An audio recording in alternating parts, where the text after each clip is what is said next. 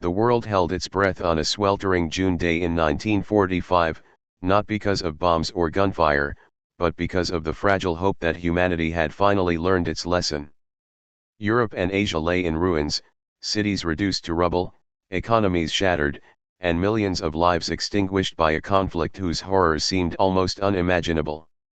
The devastation of the Second World War was fresh, its scars still bleeding across every continent, yet amid this darkness, a new light flickered in the minds of the world's leaders, the need for an organization that could prevent such a catastrophe from ever recurring. For decades, the idea of global governance had been debated and dismissed, first in the aftermath of World War I with the League of Nations, whose promise crumbled under the weight of political inertia and unchecked aggression. But this time, the architects of peace were determined to build something stronger, more resilient, and more universally inclusive. The Atlantic Charter of 1941, drafted by Roosevelt and Churchill, had already outlined principles of collective security, free trade, and human rights. It was a vision that transcended national ambition, a blueprint for a new world order in which nations would not merely coexist but cooperate. By 1942, the declaration by United Nations had united 26 allied nations in the fight against Axis powers. The term United Nations, once an abstract ideal, had become a rallying cry for solidarity and shared responsibility. Yet, the challenge ahead was unprecedented. How could countries with divergent interests, histories of conflict, and fresh wounds from war work together to forge a lasting peace? The answer, leaders believed, lay in careful planning, legal frameworks, and, above all, the commitment to dialogue and compromise. The groundwork for this bold endeavor was laid across a series of high-stakes conferences, each with its own drama and tense negotiations. In Tehran and Yalta, Roosevelt, Churchill, and Stalin met to discuss post-war Europe and the principles of security and sovereignty that would guide the new organization. Every discussion was a delicate balancing act, as leaders navigated mistrust, ideological divides, and the immense responsibility of shaping the future. Stalin, wary of Western influence in Eastern Europe, demanded guarantees for Soviet security and influence. Roosevelt and Churchill, equally determined to promote democracy and stability, insisted on mechanisms that could prevent future aggression. These debates, intense and often private, would ultimately shape the very structure of the United Nations, giving birth to the Security Council, the General Assembly, and the principles of veto and collective responsibility that still define the institution today. By the time representatives convened in San Francisco in April 1945, the air was electric with expectation. Delegates from 50 nations entered the grand halls, weary from war yet resolute in purpose. Drafting the UN Charter was no simple task. It required harmonizing diverse legal traditions, reconciling competing claims, and articulating a vision that was both idealistic and pragmatic. Every clause was debated with painstaking precision: the powers of the Security Council, the procedures of the General Assembly, the responsibilities of the Secretariat, and the scope of the International Court of Justice. These discussions were not abstract exercises, they were life and death decisions, for the Charter would determine how nations would resolve disputes, protect human rights, and cooperate economically in a fragile post-war world. On June 26, 1945, the Charter was signed, a moment that transformed hope into law. For the first time, the world had codified a framework for international cooperation, one that recognized both the sovereignty of individual nations and their collective responsibility to prevent aggression. The document was ambitious, its language infused with optimism yet tempered by the realism born of recent catastrophe. It committed member nations to maintaining peace, fostering economic and social development, respecting human rights, and providing mechanisms for dispute resolution. In the shadow of Hiroshima and Nagasaki, in the wake of millions of lives lost to violence and hatred, this was no small achievement. It was a promise that humanity could rise above its worst instincts. The UN's creation was not merely a diplomatic victory, it was a symbol of shared survival. Leaders, diplomats, and ordinary citizens alike understood that the world had reached a critical juncture. The success of the United Nations depended not only on legal frameworks but on trust, communication, and the willingness of nations to place collective security above narrow self-interest. Early challenges were already apparent: ideological divisions between the emerging superpowers, logistical difficulties in implementing aid programs, and lingering resentment from occupied nations. Yet, in the halls of San Francisco, in the rooms where delegates argued, compromised, and finally agreed, a foundation had been laid for a new era in international relations. Among the architects of the UN, there was a shared awareness of both the urgency and fragility of the moment. Roosevelt, who had envisioned the organization as a moral force for good, passed away before the charter was signed, leaving Churchill, Stalin, and other leaders to carry his vision forward. Each representative understood that signing a document was only the first step. The real test would be in enforcing its principles, ensuring compliance, and preventing the emergence of new conflicts. The establishment of permanent structures like the Security Council, with its 5 permanent members holding veto power, reflected a pragmatic recognition that power dynamics could not be ignored, even in the pursuit of idealistic goals. Even as the Charter was celebrated, the world remained precarious. Europe faced hunger, displaced populations, and the monumental task of rebuilding cities and economies. Asia was scarred by occupation, bombings, and the complex process of decolonization. In this context, the United Nations was more than an institution. It was a lifeline, a mechanism to coordinate humanitarian aid, rebuild nations, and promote international law. Its agencies would soon tackle food shortages, refugee crises, and public health emergencies, demonstrating that cooperation could yield tangible results even amid political tensions. As the ink dried on the Charter, the story of the United Nations was only beginning. The vision of a global body capable of enforcing peace, promoting human rights, and fostering development was ambitious, almost revolutionary. Yet, for all its promise, it faced the enormous challenge of operating in a world still defined by power, ideology, and historical grievance. The months and years following its formation would test its resilience, diplomacy, and the courage of its members. For now, however, the act of creation itself was a triumph, a beacon of hope in a world scarred by the brutality of total war. The United Nations had emerged from the ashes of global conflict as a testament to human ingenuity, determination, and the belief that even the most fractured world could find a common path. It was a fragile beginning, yes, but one laden with possibility. And as delegates departed San Francisco, carrying copies of the Charter to capitals around the globe, the message was clear: the era of unchecked aggression was over, and the work of building a peaceful, cooperative world was just beginning. Building the machinery of peace. The first winter after the signing of the United Nations Charter was bitter, not just in temperature but in the weight of expectation resting on the shoulders of a fledgling organization. Delegates and bureaucrats arrived in New York, carrying the fragile hopes of a world desperate for stability. The UN was no longer a mere document; it had to transform into a living institution, capable of enforcing its promises, managing crises, and bridging the yawning divides between nations freshly emerged from war. Every corridor of its headquarters buzzed with urgency, a testament to the enormous task ahead. At the heart of the UN's early operations was the General Assembly, a forum where all 51 member nations could meet, speak, and debate. Unlike the Security Council, it wielded influence through persuasion rather than coercion, a place where even the smallest countries could have their voices heard. In these first sessions, the Assembly grappled with weighty questions: how could refugee populations be resettled? Which strategies could rebuild shattered economies? How could war-torn societies reclaim the dignity and opportunity that conflict had stolen? The discussions were raw, urgent, and often contentious, reflecting both the diversity of perspectives and the sheer scale of the challenges. Parallel to the General Assembly, the Security Council faced trials that would test its very purpose.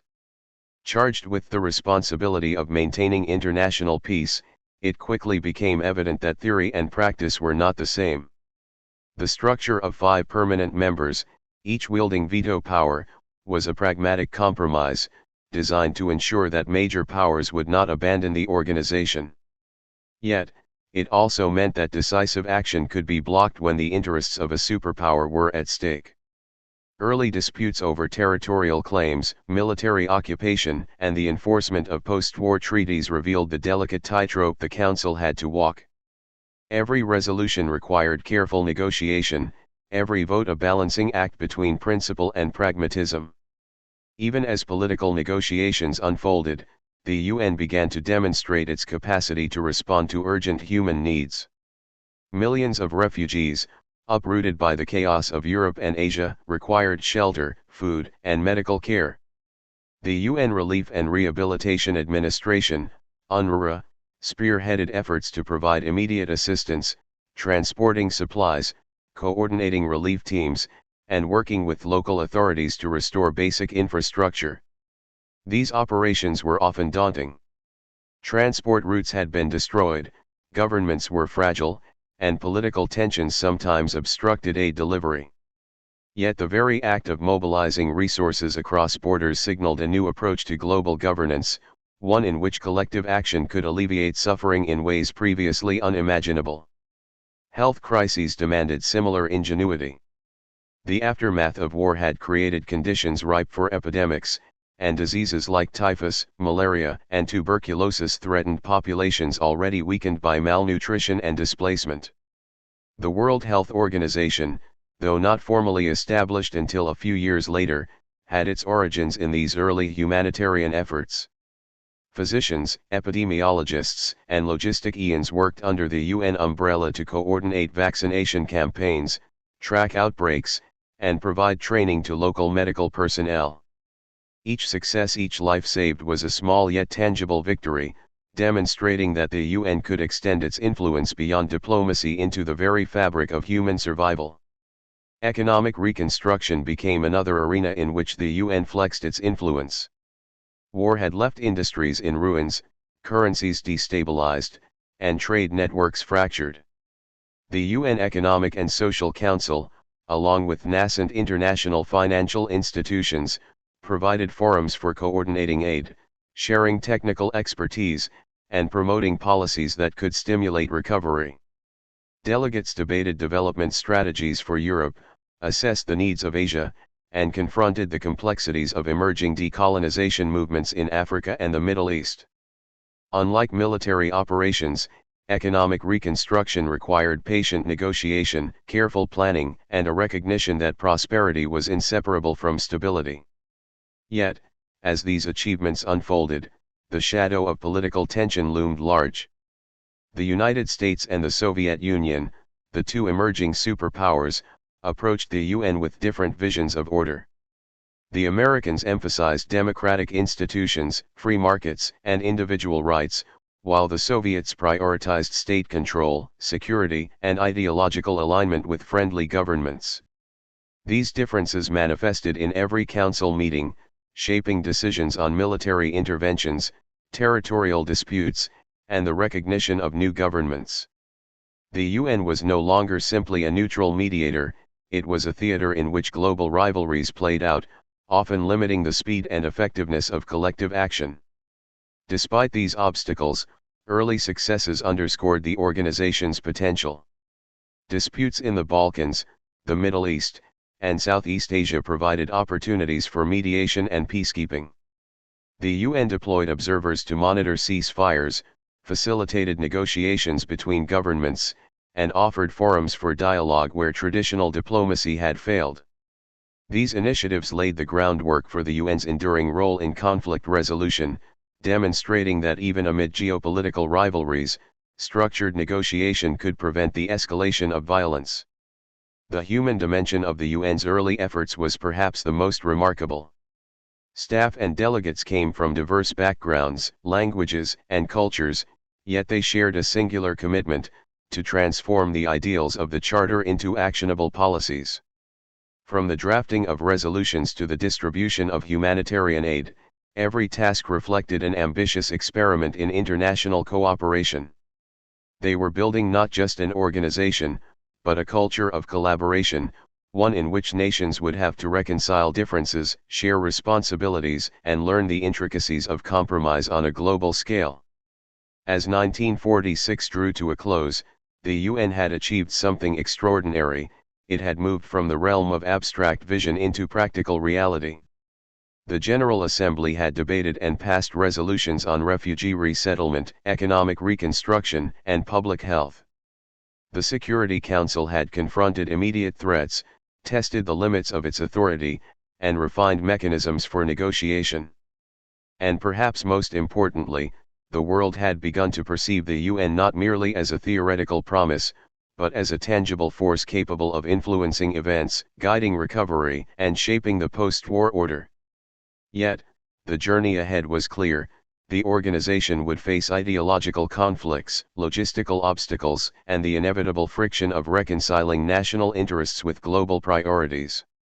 The promise of peace was not guaranteed, and every decision would be scrutinized by a world weary of war but hungry for security. The machinery of peace had been assembled, but it was only as strong as the commitment of its members, the ingenuity of its staff, and the resilience of human cooperation. In those early months, the United Nations revealed both its ambition and its vulnerability. It was a new experiment in governance on a planetary scale, a laboratory for diplomacy, humanitarian aid, and international law. The victories were small yet meaningful, the setbacks profound yet instructive. For the first time, humanity had constructed an institution capable of bridging continents, ideologies, and cultures in pursuit of a shared goal, a world in which the horrors of the past might be tempered by cooperation, foresight, and the belief that even in the aftermath of total destruction, rebuilding was possible. The United Nations had taken its first breaths, navigating a world scarred by war, suspicion, and uncertainty. It was a delicate dance between ideals and reality, between aspiration and power, yet every step laid the foundation for the enduring global experiment in peace, justice, and human progress. The organization had been built, the machinery was in motion, and the eyes of the world were watching, hopeful yet wary, as the UN embarked on its defining mission, to keep the promise of peace alive. The shadow of rivalry. The year was 1947, and the halls of the United Nations were no longer filled solely with optimism. The euphoria of creation had faded, replaced by the uneasy tension of a world divided. The allies who had once fought side by side against tyranny now found themselves on opposite sides of an ideological chasm that seemed impossible to bridge. The Cold War had begun, and the UN, envisioned as a neutral arbiter of peace, suddenly found itself caught between two powerful adversaries, the United States and the Soviet Union. The organization's promise of impartiality was tested, and every decision became a microcosm of global rivalry. The early disputes were subtle at first, buried in procedural disagreements and interpretations of the Charter. Yet the stakes were enormous. Eastern Europe, liberated from Nazi occupation but dominated by Soviet influence, became a flashpoint. Nations in the West accused Moscow of imposing puppet regimes, while the Soviets argued that their security required a buffer against future aggression. Within the Security Council, these differences translated into a relentless cycle of vetoes. Resolutions that the United States supported were routinely blocked by Soviet intervention, and vice versa. The UN, despite its lofty ideals, was forced to confront a harsh reality: global governance was only as effective as the willingness of the world's most powerful states to cooperate. The crisis in Iran illustrated this challenge dramatically. Soviet troops, stationed in the northern provinces during the war, refused to withdraw, citing security concerns and territorial influence. The United States brought the matter to the UN, hoping to leverage international pressure to resolve the standoff peacefully. The Security Council convened, delegates debated, and the world watched as the UN attempted to mediate a dispute that could have escalated into armed conflict. Eventually, diplomacy prevailed, and the Soviets withdrew, but the incident foreshadowed the constant friction that would define the UN's early years. The organization could intervene, but only within the narrow confines allowed by superpower consent. Meanwhile, the Middle East presented another set of challenges. The British withdrawal from Palestine in 1948 and the subsequent declaration of the State of Israel created a humanitarian and political crisis. Refugee flows, territorial disputes, and armed conflict erupted almost immediately. The United Nations stepped in, establishing the United Nations Truce Supervision Organization, UNSO, to monitor ceasefires and facilitate negotiations. It was the UN's first major peacekeeping mission, a bold experiment in sending neutral observers to a war zone. The mission faced logistical nightmares, hostile factions, and scarce resources, yet it demonstrated that the organization could act even amid superpower rivalry. The delicate balance required constant negotiation. The United States, sympathetic to the new Israeli state, often clashed with the Soviet Union, which initially supported Arab states. Every patrol, every report, every decision was imbued with geopolitical significance. Asia, too, became a theater of tension. The Chinese Civil War had reached its climax, and the question of recognition whether the United Nations would acknowledge the nationalists or the communists sparked bitter debate. For 2 years, the General Assembly hesitated, reflecting the broader struggle between Western powers and the Soviet bloc. The eventual admission of the Republic of China as the recognized government did little to resolve underlying tensions, and the subsequent establishment of the People's Republic of China in 1949 left the UN grappling with questions of legitimacy and representation that would endure for decades. Amid these crises, the UN's humanitarian efforts continued, though never without political complications. Relief programs for displaced persons, food distribution, and reconstruction projects were often caught between ideological divides. Aid could be delayed or blocked depending on which faction controlled the region or influenced the decision-making process. Yet the UN staff, many of whom had witnessed the horrors of World War II firsthand, persisted. They navigated bureaucratic obstacles, negotiated access with local authorities, and found ways to deliver relief, proving that the organization's moral authority could sometimes transcend political rivalry. The Korean War marked a turning point in the UN's role as an instrument of collective security. In 1950, North Korean forces crossed the 38th parallel, invading South Korea. The Security Council convened, and history intervened in a dramatic twist. The Soviet Union, boycotting the council over the China Sea controversy, was absent, allowing a resolution authorizing military intervention to pass. For the first time, the United Nations coordinated a multinational force under its banner, predominantly led by the United States but supported by troops from other member nations. The war tested every aspect of the organization: coordination of logistics, military command structures, political oversight, and, above all, the challenge of maintaining legitimacy in the eyes of a divided world. Even as troops fought in Korea, the UN faced criticism from both sides. Western observers worried that the Soviet absence had undermined the Council's neutrality, while Eastern-aligned states condemned the military action as a violation of sovereignty. The conflict exposed a central truth: in a bipolar world, the United Nations could act decisively only when one superpower's absence allowed it, and even then, every action would be scrutinized through the lens of ideological bias. It was an era in which the promise of universal peace collided with the realities of geopolitical competition. Yet within these struggles, the organization demonstrated resilience and adaptability. It developed new mechanisms for conflict resolution, peacekeeping, and mediation, often improvising solutions when the existing charter provided limited guidance. The UN began to cultivate expertise in diplomacy, negotiation, and international law, learning from each crisis how to navigate an increasingly polarized world. Its staff, negotiators, and observers became skilled at balancing moral imperatives with political constraints, proving that even in moments of intense rivalry, progress was possible. By the mid-1950s, the United Nations had established itself as a permanent actor on the global stage. It was no longer a symbolic institution created in the hope of preventing war. it had become a working laboratory for international governance, constantly tested by the competing ambitions of the United States and the Soviet Union. The organization's early years had been defined by a paradox, constrained by ideological divisions yet empowered by the collective recognition that cooperation, however imperfect, was essential for survival. Every veto, every negotiation, every peacekeeping mission revealed both the limits and the potential of a world attempting to manage conflict without resorting to total war. The shadow of rivalry had settled over the United Nations, shaping its policies, testing its credibility, and defining its role in the post-war order.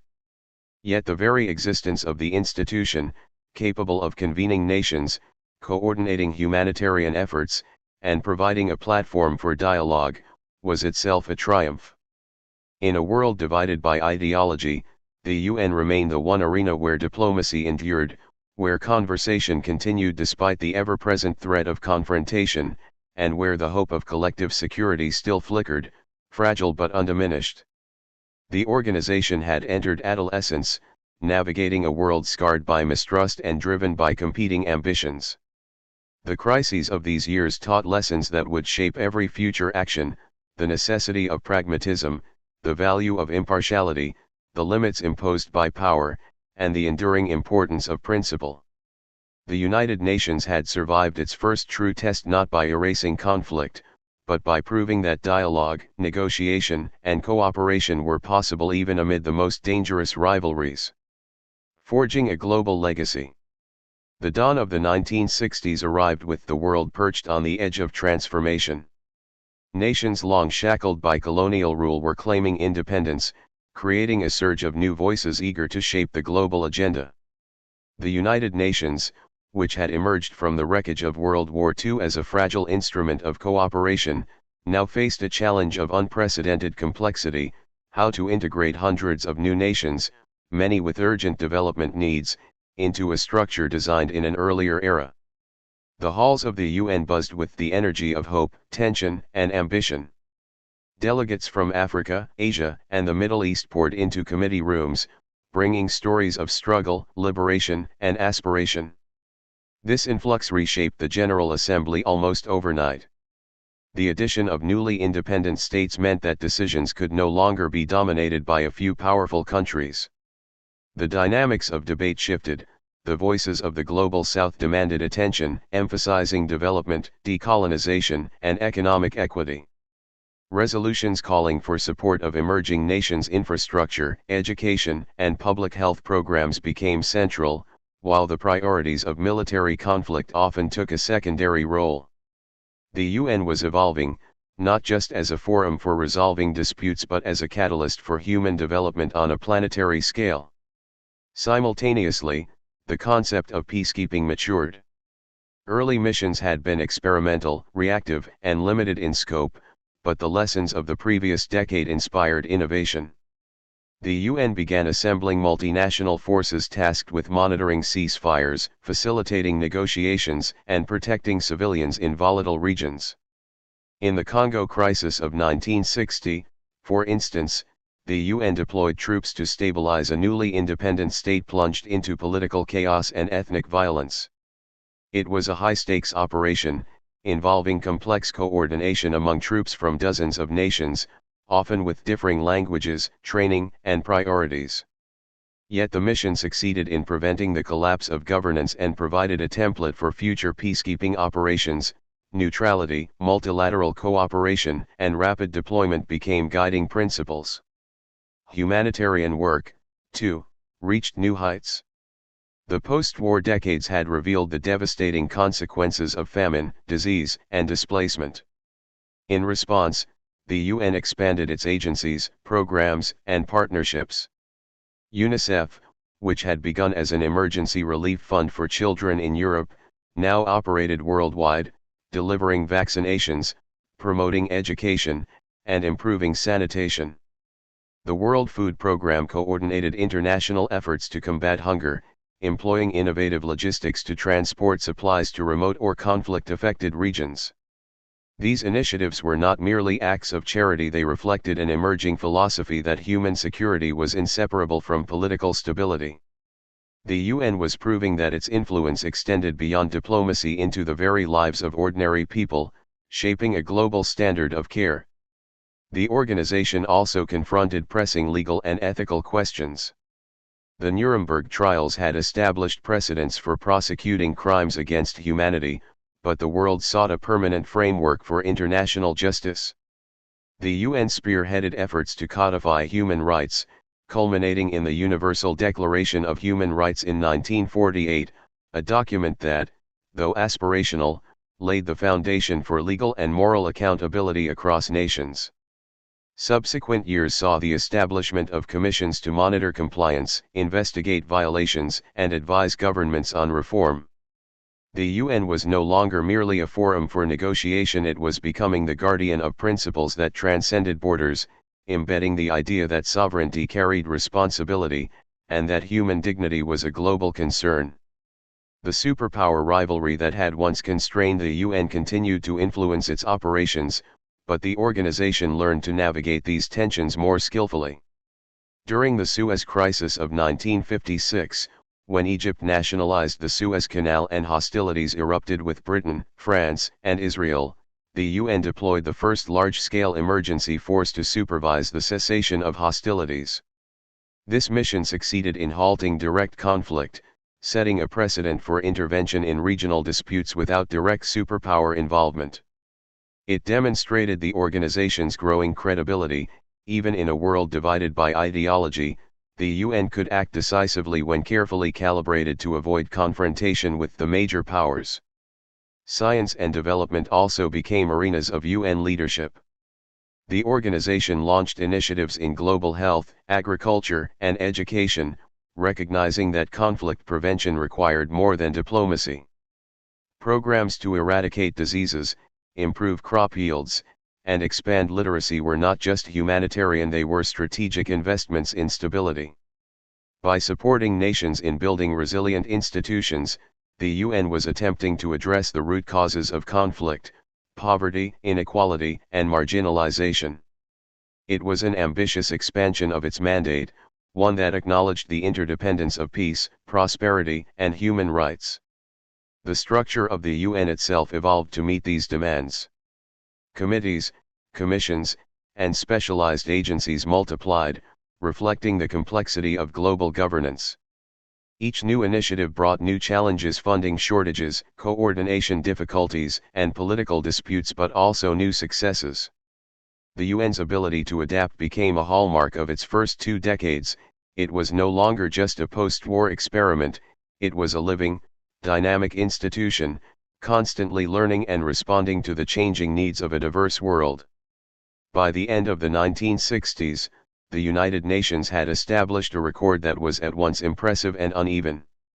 It had prevented wars, mediated crises, delivered humanitarian aid on a massive scale, codified human rights, and supported newly independent nations in achieving stability. Yet it remained vulnerable to the pressures of geopolitics, constrained by the interests of its most powerful members, and often criticized for slow decision-making. The paradox that had defined its creation, an aspiration for universal cooperation constrained by the realities of power, persisted, but the organization's influence was undeniable. The early decades of the UN taught enduring lessons, that peace required constant vigilance, that human rights demanded advocacy, and that the global community could succeed when nations collaborated despite differences. The organization had moved beyond mere symbolism, it had become a mechanism for action, a forum for justice, and a beacon of hope. Its work in peacekeeping, humanitarian relief, and development provided a model for what international cooperation could achieve, even when confronted with entrenched conflicts and competing ambitions. As the world looked toward the future, the United Nations stood as both a product of history and a guide for what could be. Its formative years had been a crucible, testing ideals against reality, ambition against practicality, and hope against human frailty. In every negotiation, every mission, every program, the UN had demonstrated that global cooperation was possible and that even amid division, dialogue, compassion, and coordination could create tangible results. The legacy of those early decades was clear: While the path to universal peace and justice remained difficult, the United Nations had forged an enduring foundation, proving that nations could, at least sometimes, rise above rivalry to serve the common good. In the quiet of its chambers, beneath the flags of a growing membership, the organization continued to breathe life into the lofty vision of 1945. It was no longer merely a promise, it was a functioning entity capable of shaping the modern world. The early triumphs, tempered by challenges, offered a roadmap for generations to come. Cooperation was arduous, progress was incremental, but the possibility of a more just, peaceful, and connected world was real and within reach.